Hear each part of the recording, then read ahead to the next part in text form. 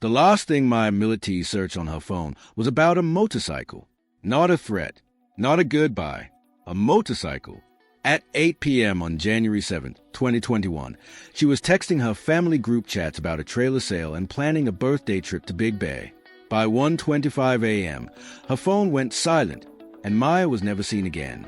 Her body has never been found. But what investigators discovered inside the Millete home would expose something prosecutors had no framework for: a man who had outsourced his darkest intentions to the supernatural, paying strangers on the internet to cast spells, hex his wife, and eventually hurt her enough that she could not leave. This is what happens when control becomes its own kind of ritual. And when the ritual stops, that silence tells you everything. Maya Millete arrived in the United States from the Philippines in 1995. She was 13 years old. By 19, she was married. By her 30s, she was a mother of three, 2 daughters, 1 son, living in Chula, Vista, a quiet suburb tucked between San Diego and the Mexican border, the kind of place where families put down roots and stopped looking over their shoulders. People who knew Maya described her as bubbly, not in the generic way people reach for when they can't think of anything else to say, but genuinely physically warm. She loved being outside. She was a person in any room you noticed first, not because she demanded it, but because she couldn't help it. Larry Millete was her high school love. They met at a fast food restaurant, got married young, waited a decade before having children. Larry enlisted in the Navy. They relocated from Hawaii to San Diego. By every visible measure, they built a life, but something was fraying underneath it. By 2020, Maya was confiding in close friends about the marriage. Not her family, not yet. Friends first. The struggles were real but still private, the kind of trouble couples carry quietly for years before it becomes visible to anyone else. Here is where the case develops its first fault line, and it is important to say this directly. The prosecution's portrait of this marriage comes almost entirely from emails Larry sent to online spellcasters and from family testimony. Larry has pleaded not guilty. The defense has disputed key claims. What happened inside the home is still, in the strictest legal sense, contested. That fault line matters. But the emails exist, and they say what they say. Maya had begun an affair with a coworker, Jamie Lirard. Prosecutors say it started as friendship and became physical. Larry found out, and rather than confront her directly or walk away, he opened his laptop and began paying strangers to intervene in ways no court could ever sanction. This is what prosecutors call the ritual possession. The idea that Larry's response to losing Maya was never to accept a decision, but to find increasingly extreme means to override it. Before Maya disappeared, she called a divorce attorney. On the same day, Larry emailed a spellcaster asking someone to punish May and incapacitate her enough so that she can't leave the house. Both calls happened within hours of each other. Chula Vista sits at the edge of San Diego County, working class, tight-knit, heavily influenced by Filipino immigrant communities who built roots there over decades. It is a place where family loyalty runs deep, where people show up for each other, where disappearances don't happen quietly. When Maya went missing, the community noticed. But in the weeks before January 7th, 2021, the picture inside the Millete home was becoming clearer to everyone except, perhaps, the people who needed to act on it. Maya had moved in with her brother and sister-in-law for several weeks at one point. She had written Larry a letter, police later found it in the house, that said, plainly, "This is unhealthy. This is toxic. Let me find my peace, and I cannot find it with you." In the days just before she disappeared, Maya told her siblings she wanted a divorce. She was adamant. Her sister Mary Chris later testified. She had already begun planning for it, saying she wanted to pawn a Louis Vuitton handbag for $10,000 to hire a divorce attorney. On the morning of January 7th, she called a law office at noon and asked about a consultation. The receptionist, Destiny Johnson, testified that Maya insisted on doing it virtually. She was afraid Larry would find out. They scheduled an appointment for the following week. Maya also sent messages to her family group chat that evening, talking about a trailer sale, about toys, about the upcoming Big Bear birthday trip for her daughter.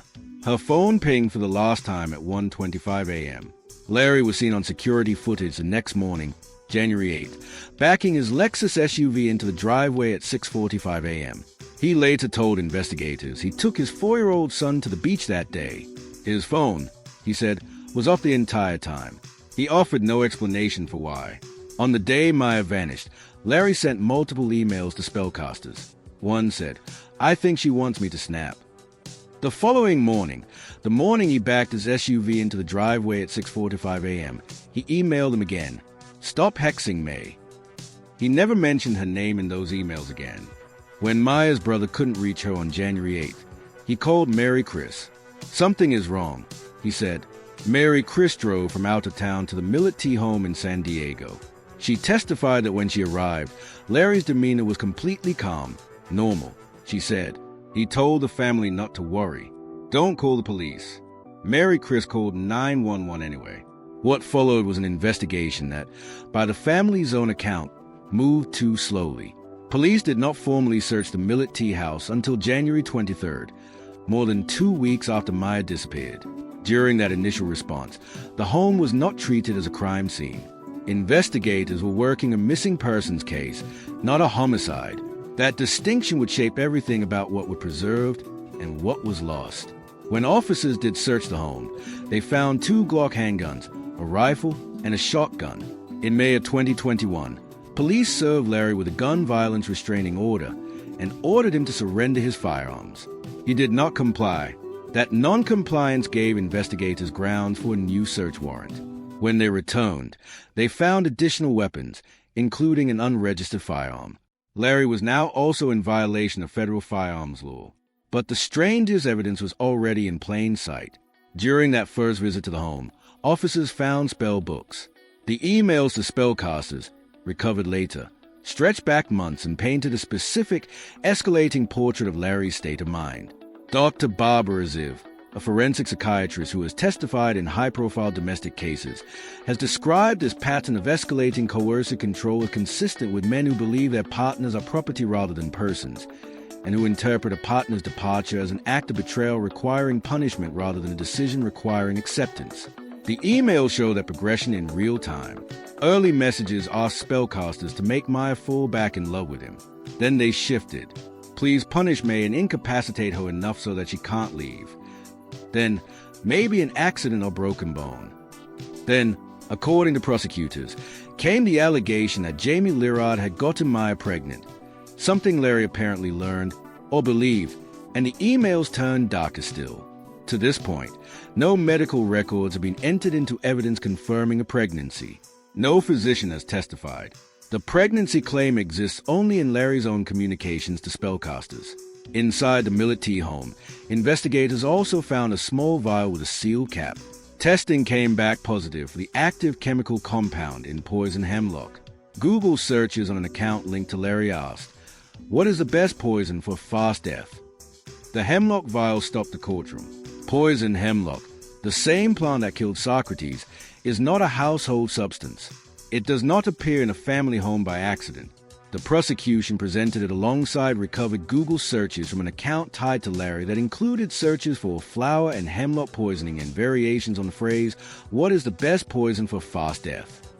The defense challenged the framing, arguing the evidence was not what prosecutors were making it appear. They have not yet fully addressed what alternative explanation exists for a hemlock compound in a sealed vial in a family home. That question remains open in the trial record. What the prosecution has consistently argued is that these details, the spells, the vial, the searches, the gun noncompliance, do not exist in isolation. They form a pattern. And that pattern has a name in psychological research. Coercive control, the sustained effort to dominate a partner through surveillance, isolation, financial restriction, threats, and, when those fail, escalation. Maya's coworker testified that Maya had told her directly, "If anything happens to me, it was Larry." Larry told investigators his phone was off all day on January 8th. He offered no explanation. Maya's family asked him about it. He said he kept it off for the day. Investigators traced the geography of that silence. The Millete home sits in Chula, Vista. The nearest stretch of coastline, where Larry claimed to have taken his son, is roughly 10 miles west, a 15 to 20-minute drive depending on traffic. Between the 6:45 a.m. security footage and Larry's first confirmed contact with family that day, there are hours that remain unaccounted for in the public record. Note what is absent from this investigation. Jamie Lirard, Maya's affair partner, has not spoken publicly. His alibi for January 7th is documented. His wife was in labor at a hospital. Both Jamie and his wife are expected to testify. But Jamie never attempted to contact Maya after she disappeared. Their communication stopped entirely on January 7th, 2021. The defense has pointed to that silence as suspicious. There is another way to read it. A man whose affair partner vanishes on the same day his wife goes into labor may have very clear personal reasons to stay quiet. Reasons that have nothing to do with guilt and everything to do with the situation he was already in. Larry wrote to his sister-in-law during 2020, trying to enlist her help in saving the marriage. In one note, prosecutors said, he wrote, "I always say friends help you move. Real friends help you move dead bodies." When the prosecutor read that line during opening statements, Kelly Hessedahl, CBS 8 San Diego reporter who was present in the courtroom, noted that every journalist in the room began typing simultaneously. Maya's father was eventually called to the witness stand. He testified through a translator. At one point, he rose from his seat and screamed at Larry, crying, wailing, demanding to know why. One defense attorney left the courtroom in tears. The judge cleared the room. The motion for mistrial was denied. The jury was instructed to consider the emotion, but disregard the statements. What a jury does with that instruction, privately, in deliberation, is something no judge can control. Larry was arrested in October 2021, 9 months after Maya disappeared. Standing at the press conference that day, Mary Chris's voice shook as she begged the public for tips. She said she wanted to keep a promise. She did not name the promise, but the family still does not know where Maya is. Larry Millete was charged with murder in the first degree. He has pleaded not guilty. The trial is expected to run for 3 months. The prosecution's opening statement alone consumed nearly an entire court day. This is what a nobody murder case looks like from the inside. Prosecutors assembling a mosaic from surveillance footage, cell tower data, email records, witness testimony, forensic testing, and behavioral evidence. Each piece insufficient alone, each piece necessary to the whole. The ritual of possession, that framework the prosecution is building brick by brick, rests on the argument that Larry never accepted Maya's autonomy as real. That was when she filed for divorce in her mind, when she planned to sell a handbag for attorney's fees, when she made that noon phone call on January 7th. She was executing a decision Larry had never permitted her to make. Every email to a spellcaster, every hex, every punishment request, every dark escalation was the behavior of a man who believed he could override her through force, supernatural or otherwise. Dr. Ziv's framework for coercive control maps directly onto what the email record shows. Surveillance disguises a concern. Isolation dresses love. And when isolation fails, escalation into threats that are increasingly specific about harm. The line about moving dead bodies. The vial. The Google searches. The phone turned off. The SUV backed into the driveway at 6:45 a.m. Individually, each can be explained away. Together, they describe a morning. The system failure in this case is not subtle, and it deserves to be named plainly. Maya Millete called a divorce attorney on the last day anyone saw her alive. The Chula Vista Police Department did not formally search her home for 16 days after she was reported missing. In that window, a window created because investigators were treating this as a missing persons case rather than a potential homicide. Whatever physical evidence existed inside that home sat unprotected, unpreserved, and subject to alteration. Police issued a gun violence restraining order 4 months after Maya disappeared. That order required Larry to surrender legally registered firearms. He did not comply. It took that non-compliance and the discovery of an additional unregistered weapon to generate the search warrant that investigators needed to go back into the home in force. Maya's family went to the media when the police response felt inadequate. Mary Chris gave interview after interview, trying to create public pressure. The investigation eventually did result in an arrest 9 months later. The structural question this case raises is not whether individual investigators acted in bad faith. It is whether the protocols that govern the transition from missing persons to homicide investigation, particularly in cases involving documented domestic instability, prior police contact, and a spouse who controls access to the home, are adequate. In this case, they demonstrably were not fast enough. No law currently requires that a domestic violence history trigger an immediate presumptive crime scene protocol when a spouse goes missing. That gap exists in California. It exists in most states. Maya told a coworker, "If anything happens to me, It was Larry. That statement was not in an affidavit. It was not logged with a domestic violence hotline. It was not in a police report. It was stored in human memory, retrievable only if investigators thought to ask the right person the right question. The trial is ongoing as of June 2026. 3 months of testimony lie ahead. The jury will hear from Jamie Lirard and his wife. They will hear from cell phone data experts, forensic chemists, investigators, and family members. They will be asked to decide, without a body, whether the totality of what is known constitutes proof beyond a reasonable doubt. Legal analysts have said the case is winnable for prosecution, that murder convictions are rare but not unprecedented, and that the volume of circumstantial evidence here is significant. They have also said that if Larry is acquitted, the family's chances of ever learning where Myers become almost non-existent. And if he is convicted, the route to that information runs through years of post-conviction litigation. Mary Chris has said she made a promise to Myers' children. That promise is to bring their mother home. That may be the one outcome this trial cannot deliver, regardless of the verdict. What the trial can deliver, what it is in the process of delivering right now, in a San Diego courtroom, is a public record. Every email, every search, every spell, every silence, named, entered, and preserved. Myers' father stood in that courtroom and screamed. He was removed. The jury was told to disregard his words.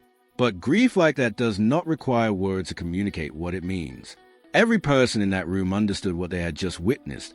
A father who came to this country, raised a daughter who loved the outdoors and lit up every room she entered, and had spent 5 years not knowing where she was. That is not a legal argument.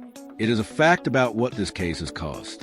Kelly Hesed-Dahl, who has covered this story for CBS 8 San Diego since the beginning, said the day of Larry's arrest press conference still moves her. Mary Chris's shaking voice, the appeal for tips, the promise to the children. 5 years later, the family is still waiting. Maya Millete has been missing for more than 5 years.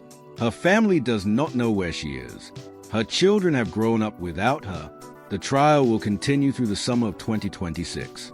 The most significant testimony still to come, Jamie Lirard and his wife taking the stand, and the full forensic presentation of cell phone location data that the defense has already challenged in pretrial motions.